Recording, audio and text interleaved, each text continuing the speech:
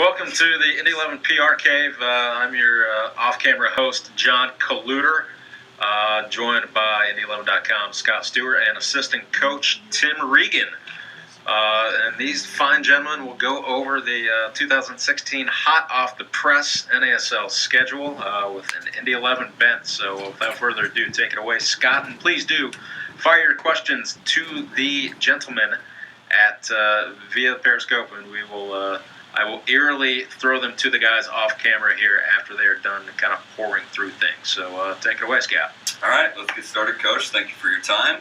And you open up on the road versus a retooled Tampa Bay team. What sort of challenges do you see right off the bat? The challenge with opening day every year is you don't get to scout the team because they haven't played in weekend yet. So you do your work in preseason, see what kind of lineups they're putting together, hopefully get some eyes on them, and prepare yourself for what is an unknown group, because like you said, they've changed some things. They've added some guys, removed some guys, and we're the same. So I think it's a two-way street. And then a little bit of a lighter schedule in the spring, which is to your benefit, but the next 2 weeks at home, not so light against the finalists, Ottawa, and then the champions, the New York Cosmos. What do you see happening in those games? Yeah, like anything in this league, though, even though they were in the final last year, every team is tough. So it's not as if there's an easy game and a difficult game. And over the course of time, we've never lost to the Cosmos, but we've also never beaten them. So we find all these games are challenging in the sense that each week a team is in good form or they're in bad form, and we have to try to capitalize on it. So I don't think it scares us in any way that they are our first two home games, because every team in this league is difficult. And then finally, ending the month, you get to go to the first expansion club, Rio OKC. What do you see on that road trip? Yeah. Right now, they don't have a whole lot, so we can't talk too much about their team until it's put together and they go through the preseason. But there's some familiarity with a coach, and a coach that Coach Angerson knows well, and we've been playing against for the last couple of years also. So in that way, I think we'll be okay in terms of just being able to prepare for what is the first road game that we're Oklahoma City. And then moving into the month of May, you go home road. And the home games, FC Edmonton and Minnesota. Beat FC Edmonton last year, but lost to Minnesota. What's that month looking like? How's that going to shape out for you? Like I said in the beginning, talking about Ottawa, New York, it's a difficult month. And throw the Open Cup in there at the end of the month in a midweek, and it becomes challenging to make sure you've got your group in good form, and to get the league season, make sure you make a good run in the spring and try to be the top team and get yourself into the championship, or also focusing on the Open Cup, because it's an important tournament. And for us, I think there could be a chance to make a little bit of a run.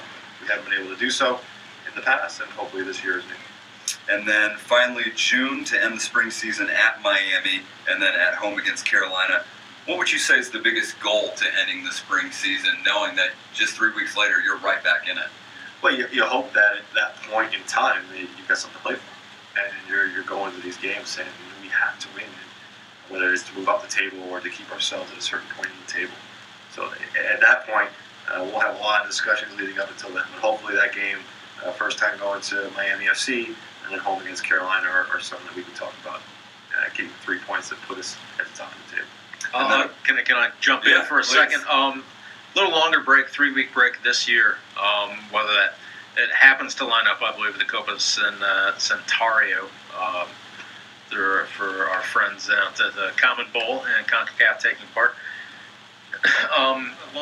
Is that a long-term, short-term, and much of a benefit at all, it being just 3 weeks? Or? It's 2 bye weekends, really, and I think in that way it's not too bad. It's what we dealt with last year, and I think when you look at trying to make an Open Cup run, hopefully you get yourself, and you're still playing at the end of June. You got something to train for, so you get a little bit of downtime, but not too much.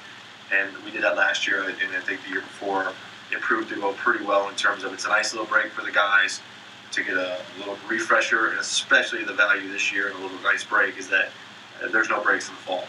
It's jam full all the way through for everybody, and we have to be ready for it in all ways. I believe that's what you're getting to next, Scott. Yeah, so let's jump into this. Full 22 games, including 3 really packed months. So let's start in July. 6 games at Puerto Rico FC. You get 2 at home, and then you're at Minnesota, home for Edmonton, and then back out at Miami. So after that 3 week break, what's the emphasis again? Again, hoping that you do have something to play for. Yeah, it's the start of a new season, literally. And so the schedule is important in the sense that you start fresh.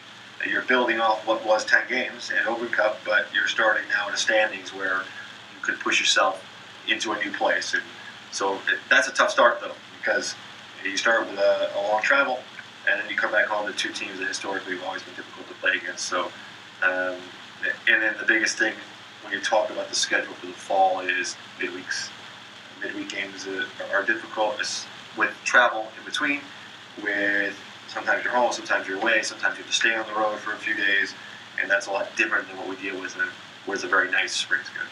Quick reminder to our fans watching, any non-corn dog related questions you have for Coach Regan, please fire them over regarding the schedule or any other Indy 11 related topics that you may have while we got Coach in the PR cave here. Continue on, Scott.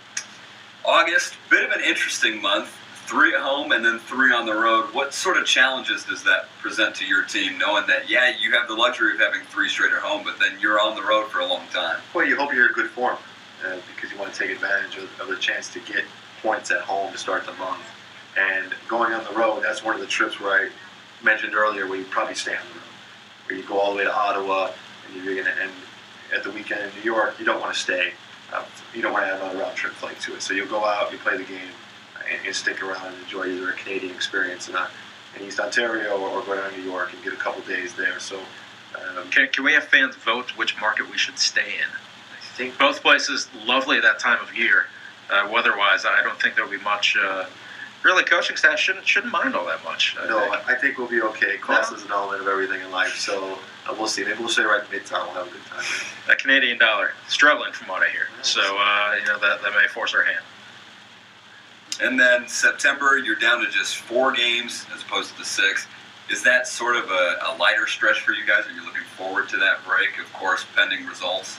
The key is just to get into a rhythm, and the beauty of a Saturday schedule is that it gives you a really nice training. You're able to play your game, go through a good recovery phase, you get yourself back training through the week, and the build-up is really nice in terms of getting good workouts in midweek, and then tapering it down as you leave the match day. With the midweek games, it throws off your rhythm. You're not able to train as much. You're not able to do anything with the full group. You end up with 2 different categories, guys that play a lot of minutes, guys that don't play as much, and it's a little bit trickier to manage it. So September will be a nice relief for us where we can all get back on the same page and get into a good rhythm.